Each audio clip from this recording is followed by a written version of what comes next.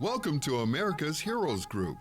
Good afternoon and welcome to America's Heroes Group Roundtable. We are globally connected with Kaiser Health News, and April is Sexual Assault and Autism Awareness Month.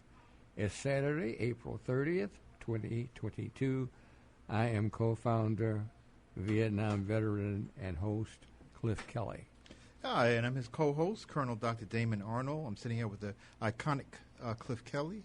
And then we have the executive producer, Glenda Smith, who is buzzing around, making sure things go well. And we have our digital media producer, the impeccable Ivan Ortega of Scouts Honor Productions. And our panelist today is Melba Newsome, and the independent journalist and freelance Kaiser Health News correspondent of acclaim.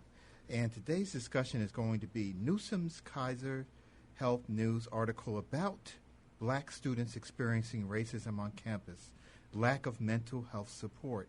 How are you doing, Melba? I am doing great. Thank you so much for having me. Oh, yes, yes. So tell us, what is this article about? What were you trying to point out to people to make sure we are aware of what is going on with the racism on campus and the lack of mental health support? Sure. Well, I wanted to focus on I'll start, this was kind of the genesis of the story. About a year ago, a study came out that showed that black people are traumatized by racism even if they don't experience it personally or directly themselves. You know, it's called vicarious racism and the impacts of that. And so I wrote a story about that. And when I was talking to other people and college students, someone just mentioned their experience with me, and it wasn't a surprise, but just digging into it, found out that that's a quite common occurrence. And what I wanted people to understand, that it's not just something that's passing, if you know what I mean. That experience can be have long-term impact on your mental health, and there is a mental health crisis on college campuses in general. It's more pointed when you're talking about people of color, black kids in predominantly white institutions, and there's also a shortage across the board of mental health counselors on college campuses. Yeah, so that's kind of a double whammy for this group. Yeah. So how does vicarious racism work? How does it, because you're saying you don't have the direct experiences and that kind of thing, so how does that translate into you having this impact on yourself? Well, I can tell you kind of an experience that I had. I was reading that study came out. I don't know if the study came out before this incident or after, but I was on Twitter and I saw this young man being accosted for walking through a, quote, white neighborhood. And, you know, people coming out and telling him, you don't belong here, MFR, and what are you doing? And you need to get out of my neighborhood. And I watched that video, and I was so disturbed by it that I closed my computer and I went back to bed. But So I'm saying I have that kind of experience. I know a lot of people do. We see that, in and the it's media traumatizing. And the news. Yeah. Yeah, and that was what that study was last year about. We see it in the news, and it's kind of reinforcing and really traumatizing. Even that didn't happen to me, but it still made me really upset. So that's what I mean about vicarious racism, and it's shown that these, you know, incidents happen and the impact that they have. Yeah.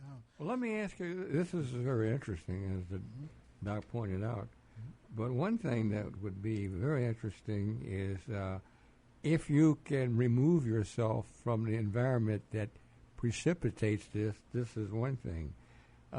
You should do so if possible. It isn't always possible, obviously, which I'm glad you did the study. But one thing, since our program is primarily about soldiers and so forth, what do you do? There's racism in the service. Oh, yeah. There's racism in the military. You can't just say, I'm out of here. Right, right. Yeah, has it been any study or anything done relative to that, or what could be done? Or you, the way you seem to have studied this, you may know, Ms. Newsome, how to deal with that.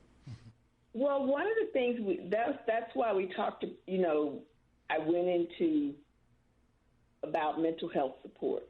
Mm-hmm. First of all, I want people to understand. So, somebody might say, somebody called you the N-word, big deal. Get over it. Okay, you leave that. The study from UCLA found that this just doesn't, these kinds of cumulative impact of these, even if you do leave that environment, it can have a lasting impact on you.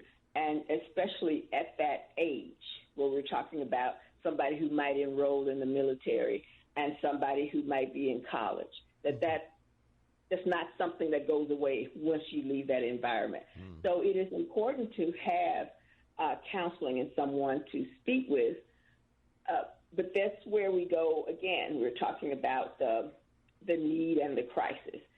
Mm-hmm. There is a tremendous need for more mental health professionals working with this population. Well, that's really Even important. If you're white, there aren't enough. And there certainly aren't enough people of color, and so the kids may feel like, I can't relate because every counselor on campus is white. So that's something that makes a lot of sense, because, when you were talking and Clip raised that question, one of the things that came into mind was this double-edged, this double-sided coin, right? And one side is ideology. So the ideology of a school system is that you have to take standardized tests. You need to gain a certain educational level. And there was a book I've been reading that was talking about this by Dugan, but you need to have this certain educational level. So that's the ideology, and that is really more along with the formal theory, right, about what you're doing. But then the informal theory side of it, you have hegemony. And hegemony is when you're sitting in a classroom and you raise your hand to answer a question. You're the only one raising your hand. You're African American, and a teacher looks around you, and then finally a white student, and you answer the question. And so if you're according to race, if you are excluded, that is also something that has been percolating in you throughout the educational system all the way up to the time where you turn on something like that, or he had the experience of walking through that community. So it's ringing bells, it's resonating with all these insults that have been hurled on him throughout his lifetime. Right. Yeah. One of the things, go right ahead. Go ahead. No, you go ahead. No, I was just saying that it is something that's quite pervasive, quite common, and like I say, lasting. When that other study came out about, vicarious racism, I wrote a feature about that and kind of the lead anecdote in that was a young man who, he's been in Hamilton for a few years. He's prominent, doing very well, but he talks about always being on guard for how he's perceived, because he knows that you never kind of age out or graduate out of that box that you're in because of race. He says, I'm always thinking, am I standing too close to this person? Am I, what am I doing right? I've got to behave in a certain way because I want to come home to my family at the end of the day, Yeah. So that's a pretty onerous burden to have. Yeah, and it really, one of the things that really is, that strikes me about this whole thing is that, I have black friends, I have white friends, I have Indian friends, I have Asian friends, right? Mm-hmm. And as we're going through things, we have over, time become close. And when I was in the military, there were people who would watch my back, to the hilt, right? I mean, they would put their lives on the line for me.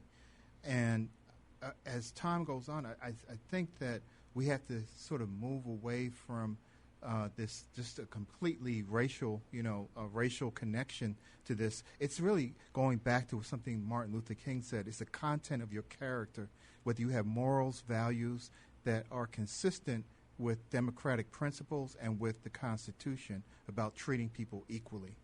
And but the problems still persist because of the hegemony I was talking about within our and the institutional racism that exists, and people still practice it. So how do we get out of this? How do we identify this and help these students? And what kind of mental health supports do you think need to be implemented here? Well, I mean, I think that's kind of like above my pay grade. If I could figure that out, I'd be like really, really rich. But I do think,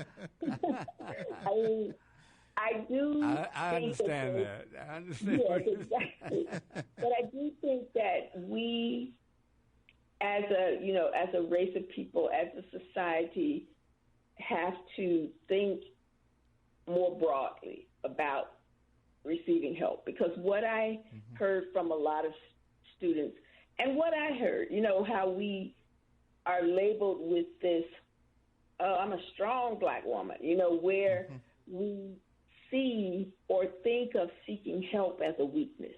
Yeah.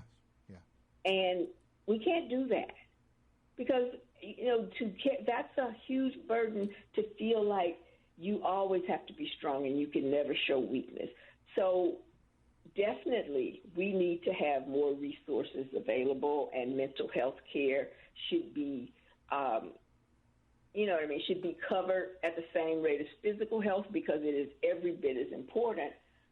But we also need to get beyond that stigma that there's something wrong with needing help.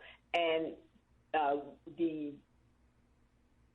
counselor, the psychologist from the Steve Fund was saying to me that people often say, well, somebody is having a problem. Well, you're just not praying hard enough. And I mean, that's not helpful to make a person feel as if the reason this is bothering them is because they aren't doing something. You know what I mean? So removing the stigma from getting mental health and then making things more available, because we have been, as a country, through some really hard times in the last few years. Yes. And black people, you know what they say, when the country gets a cold, we get pneumonia. Yeah. And so we have to be willing to say what we need and then accept that when it's offered. Yeah, I think it's very important, as the Colonel was mentioning, for people to show that they just aren't going to put up with it. That's the thing. And they are strong black women. I've always known strong black women. Our executive producer is a strong black woman. Oh, yes, she is. Glenda Smith, yeah. But let me tell you, in Nam, there was a whole lot of racism going on, and some of it, I'm not going to get into it because, that's past, thank goodness. But some, there was help if you wanted it. If you wanted it. Yeah, if you wanted it. And some folks don't want it. Yeah. And that's a there's a beautiful commercial on television right now with this man falling in the sky, and a woman is next to him, and she's like, she has a parachute out, and she's asking him for his hand, to give help. And I think that everyone should see that commercial. It's fantastic. It is. It's great. But they were pointing out that people have to be able to reach their hand out to get some help. And one of the things is that African American men have been, emasculated over time. There's always this pressure to tell you that you're not a man, you're not, worth anything. You're not worth being an adult as a black male. And then also for black females, you're the angry black female that, is reacting and always, speaking up. So those things also come into the social consciousness, and we have to get past that. Like you said, we have to understand that if we do need to talk to someone about counseling, it's if I go to a doctor because I got a wound or a cut, they come in, they may suture it, they may give me some medications, a bandage, and it's the same thing with mental health. If you've been wounded by mental health, it's not your fault. It's something external that is attacking you that you are confronting, and you don't need to confront it alone. Right. Yeah. Excellent point. That's absolutely right. And there is a history. The roots of psychology and psychiatry are just kind of loaded with racism. Mm-hmm. Things about eugenics, the foundation of eugenics, mm-hmm. and how we were so much of black behavior was pathologized. There was something wrong with this because it was outside of the understanding of people who didn't know black people. Mm-hmm. So there's that kind of destruction. You have to, we have to get beyond that. We really need more counselors of color, and we need the counselors who are not of color to be more, understanding, culturally competent, yeah. Yeah. Yes, culturally competent. Thank you. Yeah, because the young woman one of the young women I interviewed, she goes to the counselor and she's talking about this, and she was biracial, talking about being cut off from her mother's side of the family, who ostracized her when she had a child with a black man. And the counselor's like, oh, well, that's too bad. But, you're a cute girl now, and you do, that kind of stuff, not understanding that depth. And I think a lot of people feel that they can't identify. That's right. Yeah, you have to be able to sit there and understand and listen and empathize with people when they talk to you, because you can't just simply say, you struck out, you're a major league player, and you struck out and you just ended your career. Oh, I feel sorry for you. I could feel bad if I was that way too.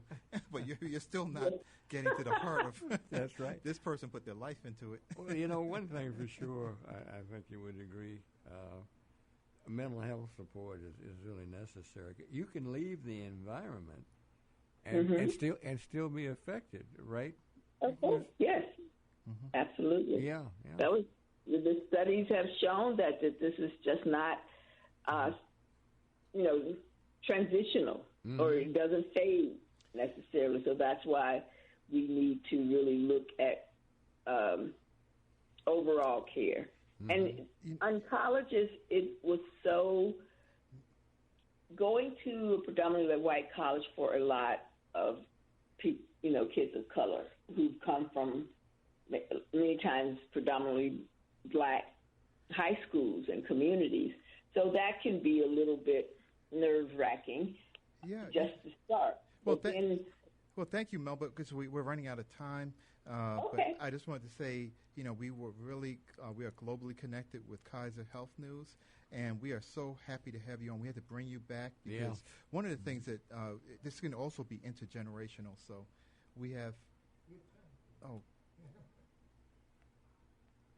okay. Sorry, we have some more time. We've thrown more time on here. I'm looking at my. Maybe you can talk about that, the intergenerational issue. There's an intergenerational. I want you to know, although he was going to cut your time off, the colonel is black, so you don't have, so you don't have to get upset about it. Yeah, I felt. But I was thinking about that vicarious portion of it because you were saying that you watch television shows, you watch something happen, and then you see someone like that young man on campus, right, or walking through the community. But even the stories we hear from our parents, our grandparents, those mm-hmm. are intergenerational, mm-hmm. and you carry those things with you. I was talking to one professor because I'm currently at the University of Chicago getting a Master's of Science in Threat Response Management. So one of our courses, we had someone who spoke about being from India and coming over. Her husband is African American, and she was talking about people spitting on her when she was in a stadium, and she had to get up and walk out because these white people are spitting on her, and she didn't know what was going on because she came from a different culture, but she had sat in an area where it's usually reserved for the sororities and fraternities and that kind of thing. But for them to become that derogatory towards her and not explain things to her and to spit on her, it reminded me, it brought back a flashback of my grandfather who was a doorman in New York City, and he was at a hotel, and he got pneumonia. They told him The doctors told him you had to take 2 weeks off. You need to take these antibiotics to get better because you're really sick. So when he went back to the hotel, they said, well, you leave. You don't need to come back because we'll find some other word to replace you. And my grandmother was working in the basement. She was folding laundry. She was darker skinned than he was, right? So he decided he had to go to work. He died 1 week later from pneumonia. And they were spitting on him, calling the N-word all the time for years, and telling him, boy, pick up that bag, right?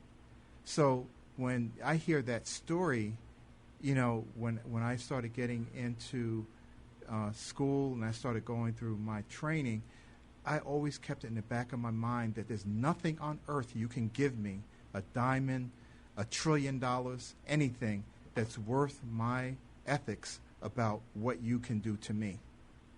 And I think that is something that needs to be, brought up more, is that we come from a very rich tradition, and it's not just vicarious, vicarious racism and all that's coming across, but we also carry over some important, strong traditions and things of respect that they don't let us talk about in the media, about starting music, starting jazz, about doing things that mean something. Our scientists, our people who are philosophers, the people who are, educators, and we don't see that.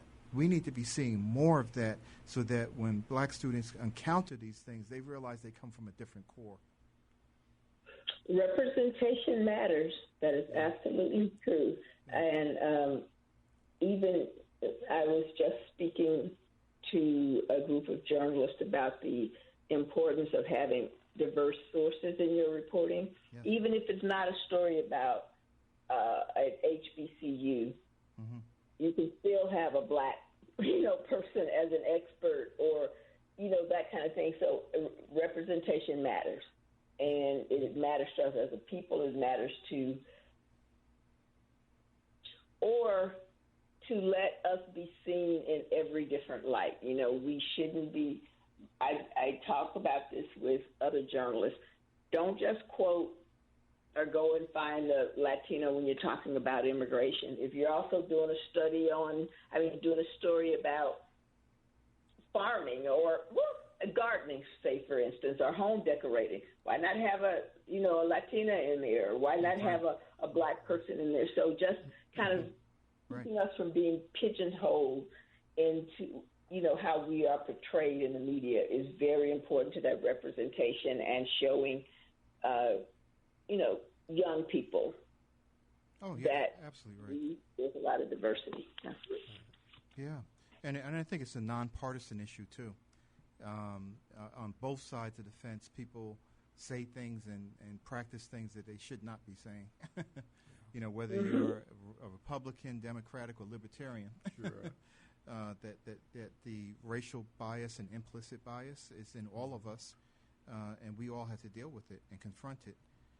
But from your article, what are the things that you want people to absolutely hear right now and know about why you wrote your article and the major points you were making? What I wanted people to understand what these young people are going through, and that don't brush it off, that it's going to pass as soon as they get out of this particular situation or school. And I also wanted to make the point that institutions cannot stop racist things going on, but if their response to that, if they seem too tolerant of that, it just only creates more of that kind of behavior, if you understand what I'm saying.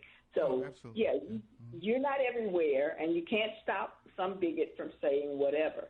But if there are consequences to those kinds of actions, then I think there are a lot less of them. And what we hope, because it's just seemed recently, in the last few years, it's been cool to be a racist, and we can talk about why that is. But I think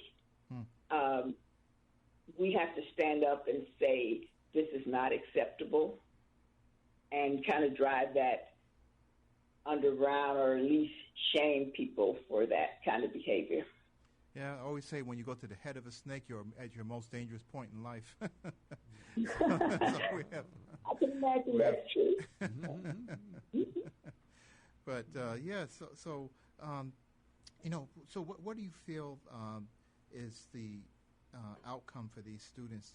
What do you sort of see happening in their future? What kind of impact will this have on their lives? Well, I think it depends on how they deal with it, and how, if they're willing to, if this is something that is potentially scarring for them, to get help, to ask for help, to insist on help.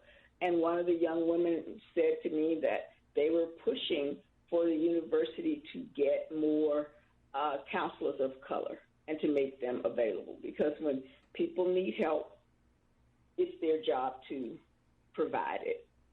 And I think that's a very healthy attitude. So these two young women who were the center of the story, they were very self-aware, which is a good thing. And I think by being open with themselves and talking about those issues, that's a long way toward, having a healthy view on that and not let that trauma continue. Great. So the last time I was saying that we had less than a minute to go, we really do this time. That was a practice session. So America's Heroes Group Roundtable, we are so glad to be globally connected with Kaiser Health News. And those of you out there, Melba Newsome, Google the name, look at her work. She's doing some great work, the independent journalist and freelance Kaiser Health News correspondent. And stay with us. We are going to a commercial break, but America's Heroes Group will be here when you get back.